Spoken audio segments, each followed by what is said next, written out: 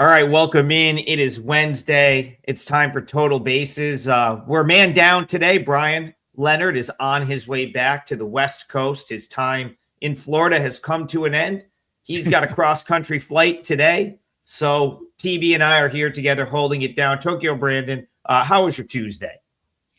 It was all right. Kind of broke even. I needed the Braves to win. Oh, and so did I. You were on them too. I saw that. I needed, if the Braves had won, I would have been up like 7% on the day because I parlayed Milwaukee and Atlanta for plus 250 on a 2% play. And that would have got me about 7% plus 6.5. But Atlanta, man, we can argue for days and days, but in the ninth inning, when you got a guy, or I'm sorry, in the 10th inning, when you got a guy on second with no out, you have to bunt.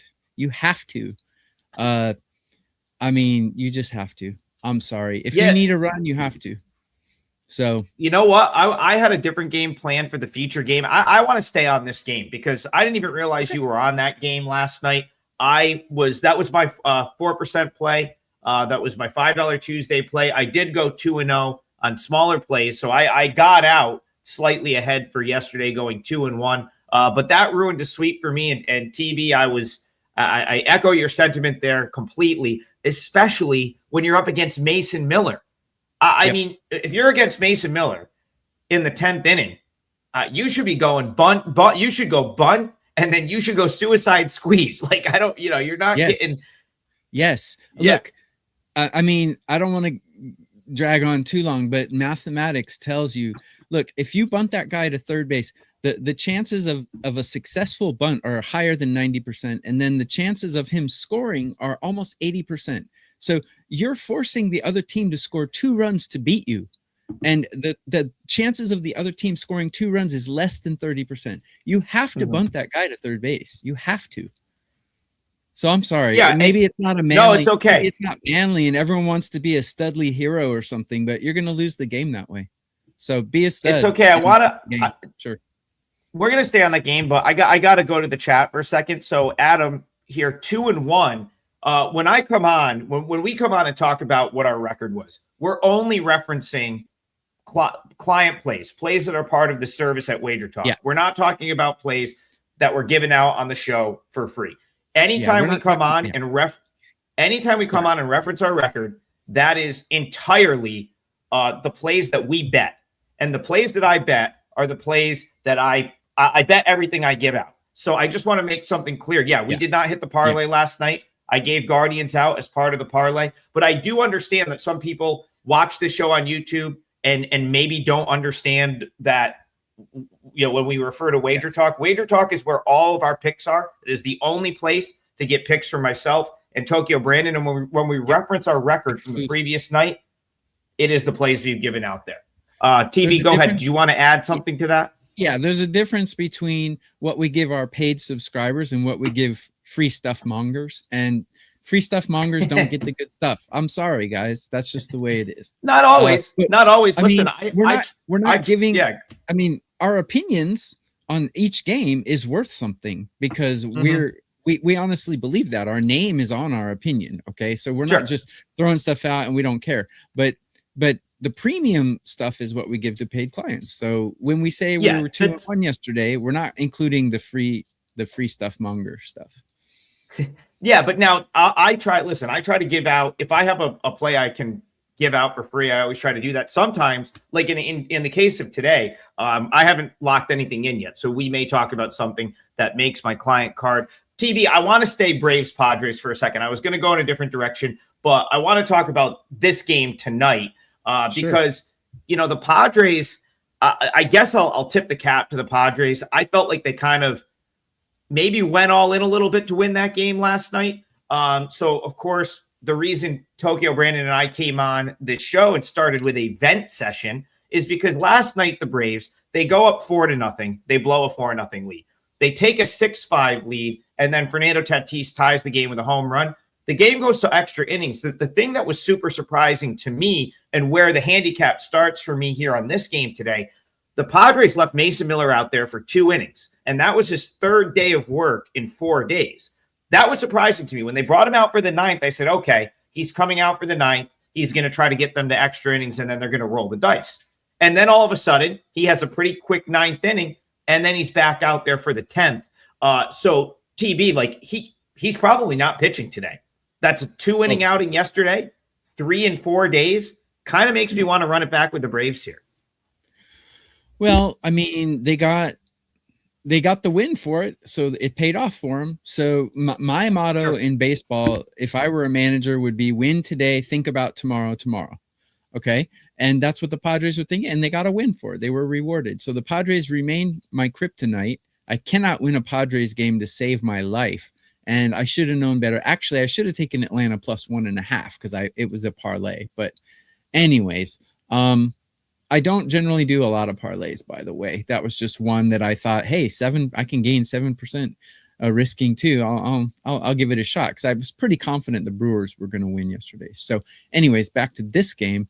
Atlanta is not hitting very well at all, but they started to light it up again yesterday. Neither one of these teams actually hitting very well. Atlanta's bullpen's performing better despite yesterday's antics. Look, Sears is a guy I liked 2 seasons ago. He was pitching pretty well for the A's, right? He was their ace, as a matter of fact. And he was was it 2 years, maybe 3 years ago? But anyway, now I don't know what to expect. He's back from a long absence. Martin Perez, man, he drank from the fountain of youth or something because he's dealing right now. I think it's a Braves day today. I agree with you on that. Plus, Padres bullpen depleted. Atlanta's bullpen is depleted as well, but I think the Padres bullpen is a little more top heavy with less depth. So yeah, I would agree with your assessment. Yeah, I mean, listen, JP Sears, he's been down at El Paso. Yet you are right. He did have a nice little run with the A's for a couple of seasons. This year, he hasn't looked great in my opinion. Anytime I've watched him pitch this year for El Paso, he's been very average. The Padres I don't think are necessarily committed to him. Like going super deep into this game. Maybe they piggyback him with another sort of bulk guy. That was one thing I wasn't exactly sure how the Padres were going to go with their pitching today. But it does look like it's at least going to be Sears to start. I tell you, like, there's no way I could do anything other than run it back with the Braves. Like you said, Martin Perez has been pretty impressive. Even though he's a guy that I've been against at times over the last couple of years. He's having a really nice season. He pretty much outdueled Jacob Mizorowski in his last start. I mean, there's no question that the Braves have the better pitching setup here. And that also is why it's so shocking to me that we lost that game yesterday. Because, here are the Braves. They're in perfect position to win a game, even after J.R. Ritchie has the bad inning. He locks in, he gives them 5 innings. They then get the ball to the bullpen with the lead. I'll tell you, watching that game and sort of replaying the how that game played out, I think the Braves manager might want to have that one back. I think he maybe would want to move on from Carrasco. He left Carlos Carrasco in for a second inning with a fully fresh bullpen. I feel like 8 times out of 10, the Braves probably win that game. And so, again, I like them. I think they maybe atone for some of those mistakes here. And the good news is if you do get to the end of the game today, you're probably not going to have to face Mason Miller. And I think that is a very, very big key. So, yeah, I'm looking at the Braves here as well. By the way, I was watching that game in a movie theater. I saw the movie Michael. What a great movie. Look, I'm a heavy metal freak, but even I like Michael Jackson's music. That guy transcends humanity. That guy was amazing. Love Michael Jackson. Great movie, too. His nephew did a great job in that portrayal. So, good movie. I have not been to the movie theater in forever. That's something I'm going to get out and get to a movie at some point. I cannot remember the last movie I saw in the theater. I felt like a senior citizen because they hand you these trays now that you can hang on your armrest, and I didn't know how to hang it. I had to ask the young girl next to me how to hang it on. She's like, "Just do it like this." I was like, "Okay." That's funny. That's awesome. I'm obviously going for the popcorn and the Diet Coke. Like I'll be happy just being there with a huge popcorn and a massive Diet Coke. But I haven't been to the movie. I literally cannot tell you the last time I went to the movie theater, and now I want to go. Now you got me all fired up. I want to go. It's a great movie, actually. But maybe I'll go see that. It was kind of curious. They cut it off right after he releases the album Bad. So it's cut off in 1988, I believe. So there'll be a part 2, I imagine, when he turns his face all white and gets a lot of plastic surgery. So great human being. Man, I love Michael Jackson. Even though I'm a heavy metal guy, love his songs. So Lucas Salvatore in the chat says that movie was legit. All right. I've got to, I'm going to have to get out and see that. And just to put a bow on the first game we talked about, it's Braves or pass for me. And it's one that I'll probably give some consideration throughout the day. I felt like the number was probably close to being right, but hey, let's see if the Padres take some money today. Braves is absolutely worth a look. All right. Let's go back to the chat here. Let's go back. Okay, well, let's do the game that I was going to kick off the show with. You can find this game on your Amazon Prime app if you are in the States. Prime Video is one of the ways to watch Yankees Tigers tonight. And Tokyo Brandon, this is an interesting one because the Yankees very lethargic on Monday, kind of no-showed in that game. I don't think we talked about this one on the show yesterday, but I sort of thought they would bounce back and find a way to win. They did find a way to win. 4-3, sort of grinded out a tough victory there. Here, they they go up against the ace of the Tigers and one of the best pitchers in Major League Baseball, in Tarik Skubal, but he's coming back from injury. And if you've watched him since he's returned from injury so far, which again, the injury he came back from, which was to have some stuff cleared out of his elbow, I believe, is something that guys typically don't come back from this quickly. And, he's was able to get back in about a month, but the guy that's been on the mound the last 2 times out has not looked like the Tarik Skubal that we are accustomed to. So my question to you is, when does that happen? When do we get the ace Tarik Skubal, and is he overvalued because of that right now?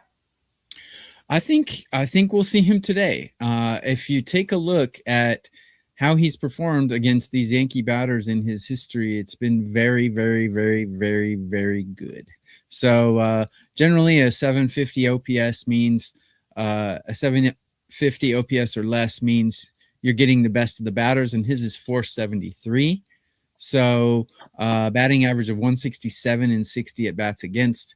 Excellent numbers. But Ryan Weathers, on the other hand, has great numbers against these Detroit Tigers, who have just terrible bat. I mean, this team is just, I'm sorry, but look, they're not very good. But he has good numbers against these Yankees, man. A 0.71 average and a 143 OPS. Small sample size, so that's a little less trustworthy than Skubal's, but I would approach this Yankees team total under in the first 5, maybe under 1.5, or full game under. I got burned on the Yankees yesterday. I took them over 1.5 in the first 5, and they ended up scoring 3 in the 6th. So, yeah, I just been getting burned on silly stuff like that right now. But I think the Yankees are going to have a very hard time putting runs up against it. Maybe a first 5 under 4.5. I might go. Maybe that's Yeah, listen, it's a good talking point. The Yankees have really not hit for a few days now. That was really the thing that scared me off of them yesterday. After watching the game on Monday, I'm like, man, this team just isn't hitting right now. And that, and then of course you go back to Judge not being in the lineup, and the fact that, like, they had their little run for a couple of weeks, but really the last 5 years they've been a sub 500 team without Aaron Judge. And that was a concern to me. Yes, they did finally have their inning. Unfortunately, TB, it couldn't have come an inning sooner for you. But still, only scored 4 runs. Had to gut out like a hard fought close win. Here's my problem with Skubal right now, though. And again, Trig is not a doctor, so I don't know these things, but I do know, based on a little bit of research, that coming back from arthroscopic surgery where you have bone chips removed from your pitching elbow, should take much, much, much longer than what Skubal just came back from. Like, it's remarkable that he is back. Not only is he back on the pitching mound today, but that he's been back. This is his third start since coming back. So here's the timeline. He had surgery on May 6th. Okay. I think this is something that usually takes a couple months to come back from at minimum. He was back pitching in A ball, one rehab start on June 7th. He threw 5 innings, 1 rehab start. He's been back ever since. So in his 2 starts since he's come back, not great. 4 2/3, 3 runs, 5 hits. And then last time out against the White Sox, 5 2/3, 3 runs, 7 hits, which for an average person is a fine start. For Tariq Skubal is you just expect better from him. But like, I guess the point is, like, I still feel like I'm watching a rehabbing Tariq Skubal try to pitch against Major League hitting. And now he's pitching against the Yankees. That's the hang up here for me. Because I do agree with you. Like, the second that I go and try to fade this guy, he's going to come out and throw a 7-inning 1-hit gem. And he was fired up in that game against the White Sox. I mean, this is not a guy that was out there going through the motions. He was looking into the White Sox dugout, chirping them, slapping his glove, got a huge strikeout with bases loaded. Man, I don't know what to do here because of that.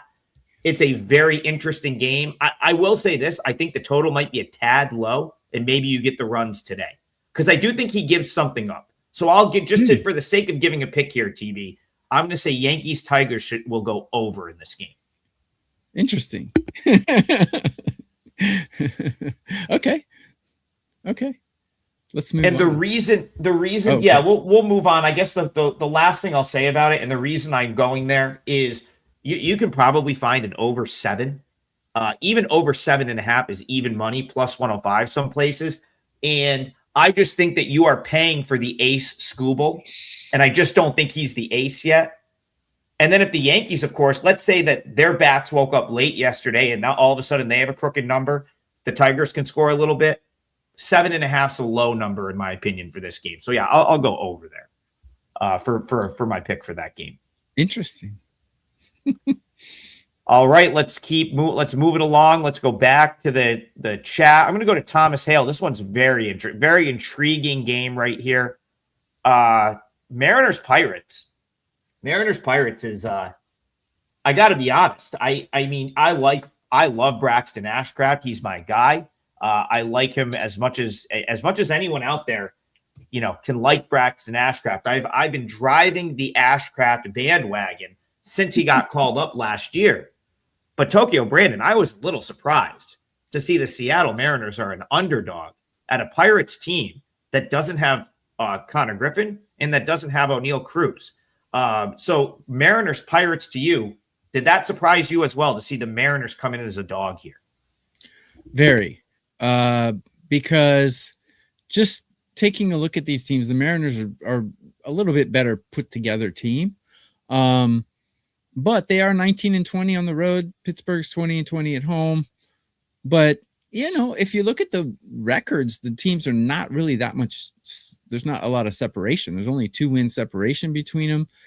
And the Pirates are batting number 8 in MLB right now, while I have the Mariners batting 28th. So actually, I've got Ashcraft ranked higher than Wu as well. So, I was surprised to see the books agree with me on this because I think the Pirates should be a slight favorite as well. The bullpen is the problem for them. Their bullpen's ranked quite low, according to my rankings, where Seattle's is ranked quite high.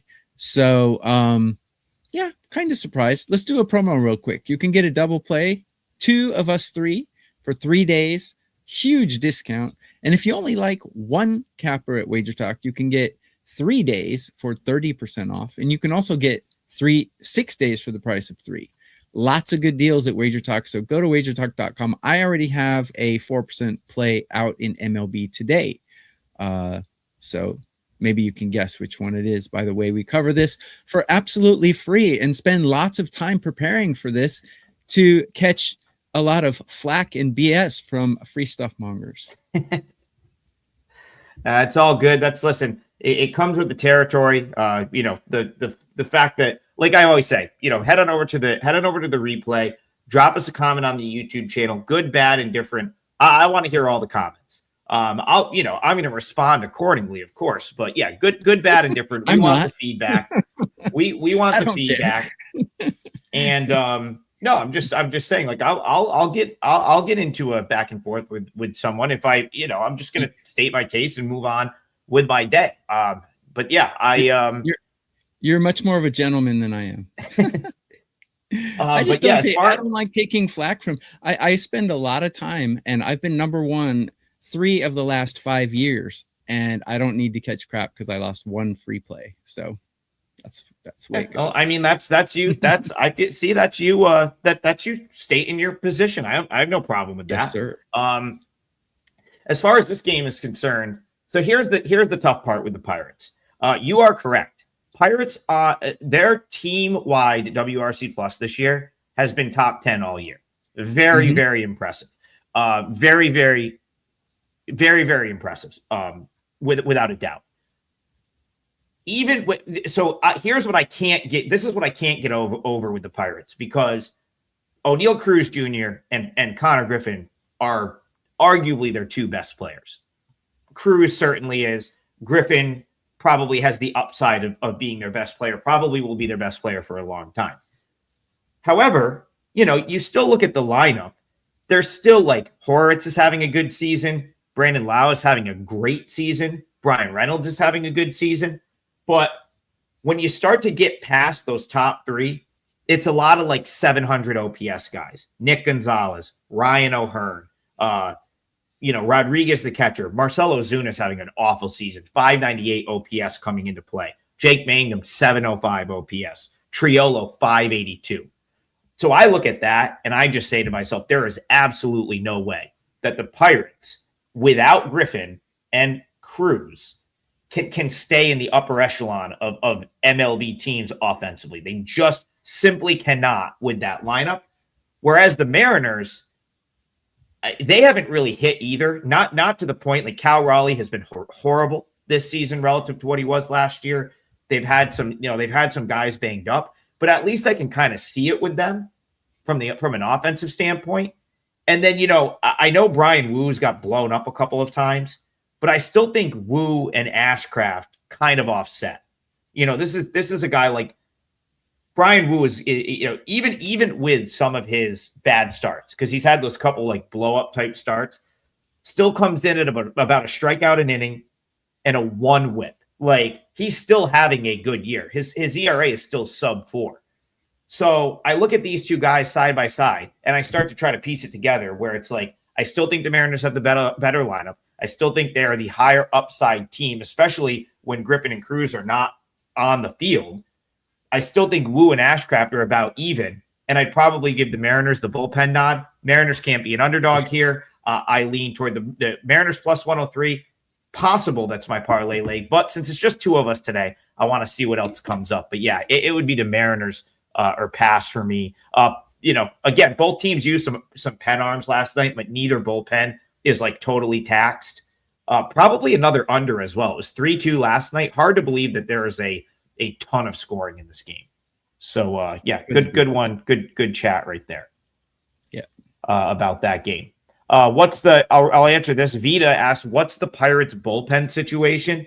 They had a couple of their leverage arms, I think, in late last night, but I'll be honest. This was one I sort of had. I didn't watch every pitch of this game. I had other plays going on that I was more focused on, but I will find it for you here real quick. So the Pirates last night, they used 3 bullpen arms. They did use Santana at the end, but like nothing crazy. I wouldn't say that the Pirates had a like stressed bullpen coming into this game. I think you can expect the right guys pitching in the right situation for the Pirates here. Okay, TB, let's go to Alex Rand. Alex Rand says, do the Guardians get swept in this series? Frustrating I'm frustrated with myself yesterday because I give the Guardians out as a pick on the show, but the day before I said I was looking for spots to play the White Sox in this series. So I kind of contradicted myself, and now the White Sox are sitting there and they've won both games of this series so far, Tokyo Brandon, and I've made a whopping $0 on that opinion. So frustrating to me that the White Sox have taken the first two games of the series and that I wasn't on them for either. But that being said, kind of feel like I missed my chance to play it. So Guardians, White Sox to you. How do you see Guardians, White Sox? Yeah. These teams have equal records, which is kind of amazing. And the White Sox, they're 26-12 at home. And since losing Murakami, their number one home run hitter, they've actually been better, which is kind of weird. They're playing really well right now, but Fetty is not. And I kind of like Tanner Bybee. As a matter of fact, I put out, let's see, what did I put out today? Oh, I put out my walks on my Twitter X. But if you take a look at the OPS ranking matchups, Tanner Bybee's number one on the list. He handles these White Sox pretty well in his career, these White Sox batters. Neither bullpen's performing very well. I have them both ranked 20-21 range. But Bybee over Fetty for sure. I don't think we're going to see a sweep here. I think the Guardians at least take one. And there is something about ebbs and flows of baseball. When a team already secures the series, the manager is less likely to use his leveraged arms to scratch back when you're down by 1 or 2 runs. So they're pretty happy to just toss that game and look forward to tomorrow.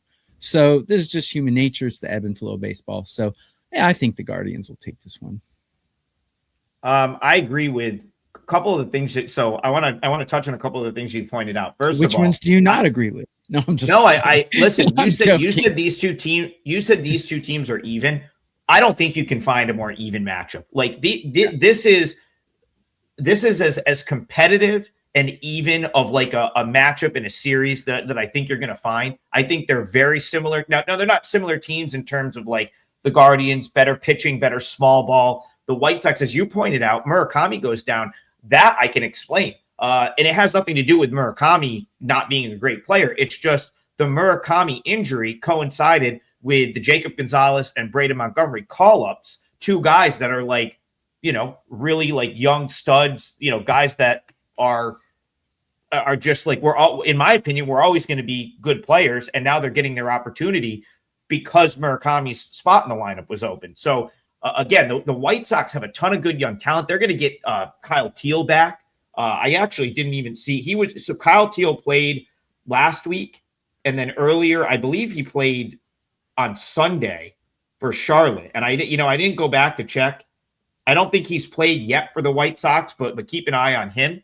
He had a really good week of rehab at Charlotte. You put Kyle Teal back in the catcher position, that's an upgrade for the White Sox. So a really good team, a really good lineup. That being said, TB, you're absolutely right. Tanner Bybee has done well against these hitters, and he has been phenomenal of late. This is a guy that you want to talk about bad luck. Tanner Bybee, I believe, started the year 0-7, I think. And again, win-loss records don't mean much for starting pitchers. But that's still kind of unlucky because, the guy's throwing the ball pretty solid overall this season. Like, to have been 0-7 is pretty unlucky. His last couple starts, he's been fantastic. Since the calendar flipped to June for Bybee, he has a 132 batting average against, a 0.74 whip, 8 strikeouts against the Tigers. Last time out, 7 strikeouts against the Astros. He looks like prime Tanner Bybee, and I don't know if I want to bet against that, also needing a team to sweep. So it'd be Guardians or pass for me here, but it's probably going to be a pass because I don't really want to go against the White Sox. They're playing great ball. They're finding ways to win games. By the way, guys, double play. You can get 2 of us 3. There's only 2 of us today, but you can get that for 3 days.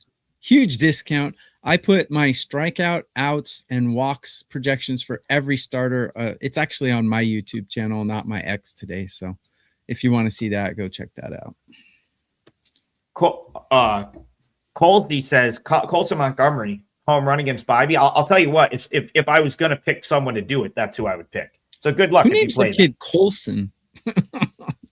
I think Sounds like I feel like I think Colson's like becoming a more popular name Is in it? with the people that are like, I'm an old guy. younger generation now. I think I've seen some Colsons lately. I see. Interesting. Yeah. Sounds like Colson. Okay. Vita, thank you so much for the donation. He says, appreciate the response. Keep up the good work. We appreciate you. All the donations to the show go to a charity that WagerTalk picks. Our home office does a lot of charity work, and all the YouTube donations from every show on the platform go to charity. So thank you very much for that. I am going to go. Tokyo Brady, do you want to throw a game out there that maybe you want to use for the parlay? Let's see. I don't have one in mind yet, but do you want? I'll go first. I'll go first. Go for it. Yeah, let me go first. So I was I have a couple. So again, I'll go to this one. I haven't decided which game I want to use for the parlay yet, but I'm gonna talk about one that I'm considering, and we've already talked about a couple others that I'm considering. So the game I want to talk about here, these two teams let us down a little bit yesterday. I was right with you. I thought Diamondbacks Cardinals was going to produce far more runs than it did. The runs came at the end of the game, though. Like it was, I just wasn't expecting 0-0 that long. But the runs did come at the end of the game. Unfortunately, the Cards, all they needed was one more, and we would have been guaranteed to hit that over as part of the parlay. But they couldn't get it, and the final ends up being 4-3. Today, it looks like the Diamondbacks. So they've sort of been in. They're trying to find a fifth starter at this point. They called up Gene Cabrera over the weekend. I believe I believe they're going to have him pitch out of the bullpen, even though he was starting games at Reno. Today, they're going to go with someone named Mitch Brott, who's probably, I would say, has been Reno's best pitcher for most of this season.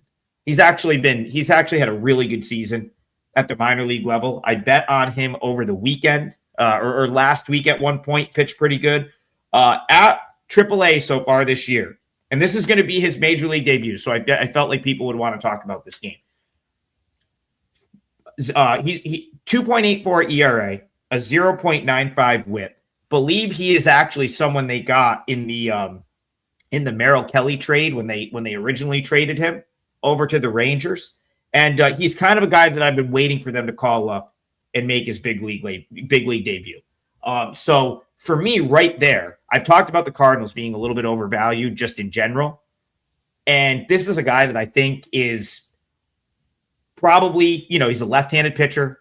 I don't think they're going to know much about him. And I kind of think he's going to throw the ball well. I'm gravitating toward the D-backs. They were another team that I saw as a slight underdog that I disagreed with. So I like Arizona here. Talk to me about Cardinals and maybe give me the Matthew Liberatore side of the argument. Do you like the D-backs or do you like the Cardinals here? Don't like either. I think the over is going to be the way to go in this one. I actually parlayed yesterday. I parlayed this game with another one, and I won it. But I had this game over 6.5, and it was 0-0 going into the ninth inning. The other piece of that was, I believe, was the Guardians game, first five under 4.5, which won. So put them together, I got a plus 120 or something win. Unreal. But these have gone under 2 games in a row, and I don't think they're going to go under 3 in a row. Guy making his debut, he's probably going to have a short leash if he gets into trouble, because coaches like to protect those guys in that situation. They don't want to destroy their confidence before their career gets started. So they generally protect him a little bit. So let's say he gives up 2 runs and he gets a guy on first and second with no outs. He might come out of the game in the 3rd or 4th inning. We don't know, but it's a likely scenario. Neither bullpen I like. As we saw yesterday, we had 2 guys who are just not good pitchers come out and look like Tom Seaver versus Greg Maddux for 8 innings. And then the bullpens came in and gave up 7 runs in about 5 seconds. So These bullpens are going to get worked again today, but I think we will see the bullpens earlier than we did yesterday, because Liberatore has horrible stats against these Diamondbacks. He's actually having a horrible season if you look at his expected numbers. Plus, we got a rookie making his debut who actually, when these guys make their debut, it's usually one or the other. He comes out dealing, but he's only going to be dealing for 4 or 5 innings because they're not going to leave him in very long. So I think we'll see a lot of bullpen action, and I think we'll see them start gacking the game away a lot quicker than the 9th inning like yesterday. TB, I agree with you that the 9 flat, over 9 flat makes a lot of sense. I agree. Listen, Brot, I like him in the respect that I think he can go 3 or 4 innings, but you're right about that. I don't think he's gone past 5 innings at the AAA level this year. He was always, I don't think I'm trying to think back to last year, like when he was still in the Rangers organization and stuff. I feel like they used him out of the bullpen occasionally. I think that's what you can expect from him today. Maybe once through the order, maybe into the 4th. If he's really cruising, they'll probably let him go into the 5th, but I think that's about what you're going to see from him. And then, of course, the Diamondbacks, their bullpen can be suspect. We saw it last night. The Cardinals bullpen has been an issue for a few days now. They had a situation over the weekend where they could not, they had a hard time closing out a couple of different games against the Royals. Sunday's the game I'm thinking about where they ended up winning 12-10, but ended up cooking a lot of their bullpen in the process. Last night, all 7 of those runs came in the 9th inning. What an over that would have been to get over in the 9th inning when it was 0-0 going into the 9th. But the Diamondbacks ended up having to use some leverage arms there to close out a 4-3 win. So I do think this ends up, my number projection here was 9.2. So slightly on the plus side there, if you like the over. But I'm going to go back to something you said, and I will make this my parlay leg. I'm going to take Diamondbacks on the money line. Going to bring that list back up that I've referenced a couple of times. Expected batting average against, 291. Matt Liberatore. Big-time danger zone. Expected ERA is 5.77. And Bryan Leonard, our guy Bryan Leonard, who's traveling today, said, well, I don't put too much stock into the expected batting average and the expected ERA unless it's paired with some other poor metrics. The one he referenced yesterday was exit velocity and hard hit. Average exit velo, Matt Liberatore, bottom 3% of the league. He's giving up more hard hit than just about anyone in Major League Baseball. So the Diamondbacks have a solid lineup. I think they get to that. I think they get to him, and I think they find a way to win. So I will put D-backs. We can call it even money, although I still think you can find like maybe plus 101, plus 102, plus 103 some places, but I'm going to call it even money for the parlay. I see actually see plus 101 to 103 pretty much everywhere. For the parlay, we'll call it even money just to be fair. That is my leg of the parlay for today. Sounds good. I think an over would be for this game. I have come up with my leg of the parlay. All right, take it away. Switch gears. Yeah, take it away. Okay. I think right now the absolute worst team in all of Major League Baseball is the Cincinnati Reds. They are so bad right now, and they're the only team that I have using all of my scout rankings. They're the only team that ranks 25th or worse in every single category. That team is horrific. So I'm going to go with the Brewers here. We do have Drohan, small sample size, kind of unproven, but I've liked what I've seen from him. And the Brewers are just a much better team, 48-29. I mean, can't argue with that. Wins are not everything. I understand that. But this Cincinnati team is just horrible. I got the Brewers bullpen ranked 8, and I got the Brewers bats ranked 9. So they're top 10 in both of those categories. Cincinnati's just atrocious. So give me the Brewers all day, even though I don't really wholeheartedly trust the pitcher, but it's got to be better than anything that's on Cincinnati's side. So that's how I'm going to go. Yeah, it's an interesting, Cincinnati's an interesting team because listen, they get Ellie back. So Ellie De La Cruz is back. That certainly helps. But even when he was there prior to him going on the IL, they were still near the bottom of the league in WRC plus. It's still not the most impressive lineup, yet here they are, like taking 2 of 3 from the Yankees over the weekend. They come in 37 and 41. Tough luck for them so far in this series to lose 2-1 and then 2-0. But I also think the flip side of that is, well, the Reds didn't hit, and that's their issue. Like, this is not a great lineup. As far as Shane Drohan is concerned, he's a guy I think I don't mind him. So TB, I don't mind that you're sort of targeting him here as the guy that you would want to back. A couple of reasons, like I don't think the Brewers are super committed to him going like real far into this game. He has been been a starter. So, he's been a starter for them the last few times out. He was a guy that pitched out of the bullpen the entire month of May. And since June 1st, he started 4 straight games in a row, 6.1, 6 1/3, 5 innings. Feel like he's probably going to give up like 2 or 3 runs. So then you just have to ask yourself, like, are the Reds I guess that's the question here. Can the Reds come out and just blank this Brewers offense?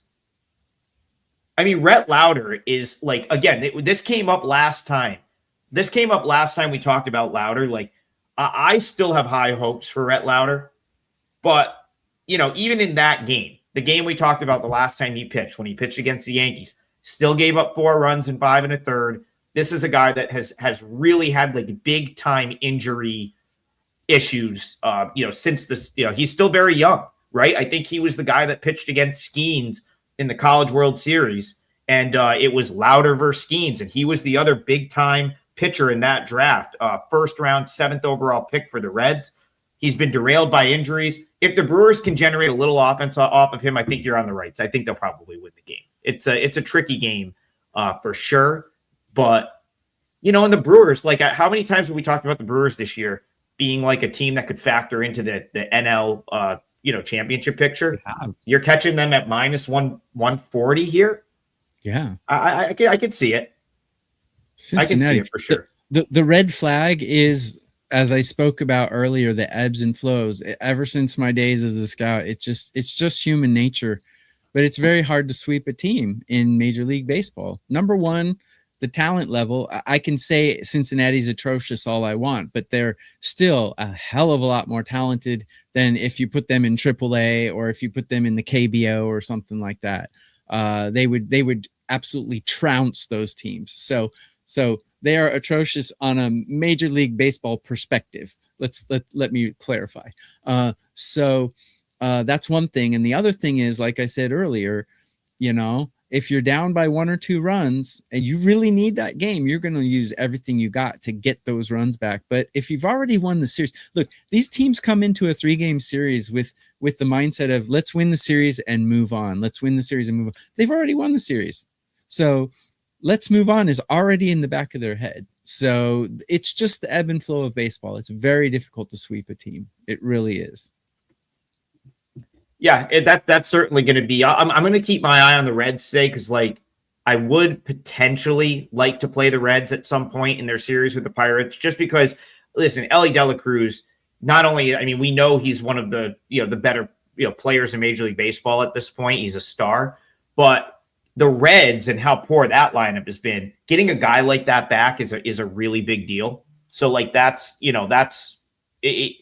But I just don't know if it's going to matter here. The Brewers are just one of those teams that it's like, it's a good baseball team that finds ways to win. They've done it the last 2 days. Really hard to go against them, in my opinion. So, so we've got the 2-teamer. I think we've got time. I think we've got time for one more game. Sure. I'll try to pick. Okay. I can go all day, just like my Sunday morning show. I go all day, man. But today on today's we got to stick into the WagerTalk programming schedule on the weekday. So, but yeah, let's go. All right, the folks want a day game. There is day baseball today, so I'm gonna go to the chat and I'm gonna grab a day game. Let's go. Let's see what. I just want to make sure I've got the times right. Okay, we talked about a couple of the day games. All right, let's go Orioles Angels. That's a day game. Sure. You can go Orioles Angels. I got to be honest, I was a little surprised that the Orioles kind of just got slapped around the way they did last night. I did not really care for the pitching situation yesterday for the Angels, and they threw a kid in they threw Ryan Johnson out there, 23-year-old kid. Numbers this year are horrific, and he kind of shut the Orioles down. And I'm wondering to myself, Tokyo Brandon, was that finally the letdown for the Orioles after the weekend they had against the Dodgers? Then they come out on Monday night and beat the Angels in a spot where everyone thought it was a letdown spot. Did they finally have their letdown last night? And how do you see this playing out today? Because, of course, today they're up against Jose Soriano, who's probably the best pitcher the Angels have to offer. Yeah, but he's been I think he's a little overhyped. He's starting to come back to reality. Have you noticed that? I agree with you. Yeah, could continue. Yeah. Keep going. Because in the last couple of years, I wasn't a fan of his. And then suddenly at the beginning of this year, boom, he came out like he's Cy Young or something. But now he's coming a little back to reality. He's still a good pitcher. He's not, I'm not saying he's Alpo, but he's going to come back to reality. He's going to be a normal guy, you know? The funny thing is I have a real conflicting opinion here because I don't think the Orioles are the worst team between these two, but my numbers are screaming to take the Angels today. Hard to do that though. You know, Soriano's got good numbers, but his walk rate is way up there. I generally think of a 30 to 40% as being acceptable as far as percentage of walks to strikeouts. His percentage of walks to strikeouts is 63, and he's still got these really good numbers. I think eventually this house of cards is going to fall, and Soriano's going to get tagged up a couple times here. Could be today. I don't know though. My numbers really like the Angels here, but I'm not going to bet a team that's 33 and 48, even with Soriano on the mound. I'm just not going to do it. But if I had to or die, I would bet the Angels today. My numbers are screaming at me to my numbers. Well, here's what they're saying. They're saying if you trust Trey Gibson, take the Orioles. And that is a major if, because of course, if you look at Trey Gibson's numbers at the big league level this year, not great, but the sample size is very, very small. And he's a guy that's like, in my opinion, he's 24 years old. He hasn't had a ton of time in the bigs yet. He's been very, very good at AAA. So my numbers are saying, well, the Orioles are the far superior of these two teams. Like that's something that I'm willing to, I'll die on that hill right there.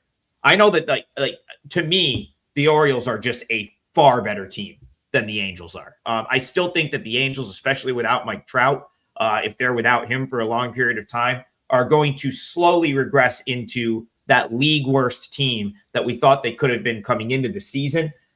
The question is, you look at, Trey Gibson, the stats, the underlying metrics are not great. And he has had 7 starts at the big league level this year. But I kind of felt like he turned a little bit of a corner the last 2 times out. 7 strikes. So I'm just going to talk about quickly. He's had 6 starts at the big league level this year. The first 4, he was getting knocked around. Like he was given a lot of hard hit. He wasn't getting much swing and miss at all. Tokyo Brandon, the last 2 starts, his walk rate's up a little bit, but he's got 15 strikeouts in 9 1/3 innings. It's pretty impressive. Like all of a sudden he goes in and it's against the Padres and the Dodgers. And all of a sudden this dude comes out, strikes out 7 against the Padres, strikes out 8 against the Dodgers. And here I am thinking like, you know what? I can live with a few walks if this dude's going to be racking up 8 strikeouts a game. And then I look at this Angels lineup, not impressive. And I'm like, you know what? If he throws the ball good today, the Orioles probably win this game. And right now they're like plus 110, plus 115. I kind of, this is one I'll consider today. I like the Orioles quite a bit here. Don't think they should be underdogs to the Angels in this game. So yeah, this is another interesting, a lot of interesting games today. I mean, they're the better team, but they're not hitting well, and so it's kind of hard to back them, especially with the unproven commodity on the mound. So, I I mean, I'd love to take them, but I just can't. Yeah, I mean, listen, guys, they put up 12 runs on the Dodgers on Sunday. Didn't hit the ball last night, but six on Monday. Like I actually like this Orioles lineup. I think it's a good lineup. Yeah, I mean, the Angels have a couple good pieces too, even without Trout. But the over/under on Trout getting injured mid-June, I think you nailed that. I would have had the before mid-June, so I would probably have lost that bet. He lasted longer than I thought he would. How do these guys have careers, man? The guy, you look at Mike Trout, he's built like a Mack truck, dude. How does that guy get injured so much? Listen, the one final thing I'll leave you guys with from that Angels game, yesterday's lineup did not have a single starting player in it. And this is essentially the starting lineup that they're going to roll with going forward. Not one guy had a OPS higher than 786. Not one. Wow. Okay, I'm sorry, there was one, but it's Jose Siri, who's like a career minor leaguer pretty much, and was hitting 9th, and it hasn't had a huge sample at the big league level this year. That is a bad lineup. That is a bad baseball team. I don't think the Orioles should be an underdog there. Sounds good. All right. Guys, get a double play? Yeah, hit us with a promo. Yeah, I'll be the promo guy. I'm dressed like a promo guy today. And by the way, Adam still hasn't dressed like me like he promised. I gotta go up. I gotta go up my wardrobe. I don't have the outfit on hand to dress like that. Yeah. 2 of us 3 for 3 days. Huge discount. You can grab that. If you only like one of us, if you don't like me for my comments today, then get Adam for 3 days, 30% off. You can still get Bryan too. Bryan's just on a plane back to Vegas, so we didn't want him missing his flight. So let me say something in closing. I'm glad that you guys tune in. I don't hate everyone who doesn't buy my stuff. I don't like being criticized for giving free information out. That's my problem. It comes, like I said, TB. We get to do this for a living, which is a privilege as well. So it does come with the territory. Agree. But listen, I'm not Michael Jackson.